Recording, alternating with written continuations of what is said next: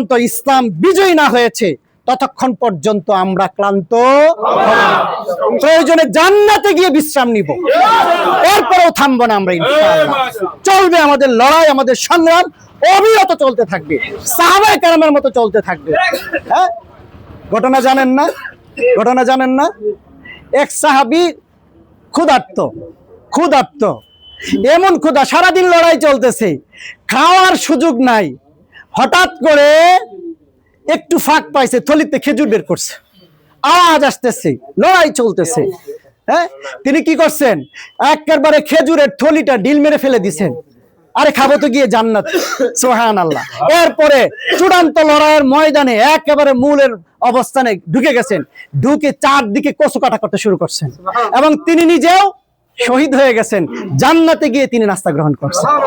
ইনশাআল্লাহ, ইনশাআল্লাহ আমরা বিশ্রাম করব, আমরা চূড়ান্ত খাবার গ্রহণ করব জান্নাতে গিয়ে ইনশাআল্লাহ। ইনশাআল্লাহ আল্লাহ তাআলা আমাদের সবাইকে কবুল করুন।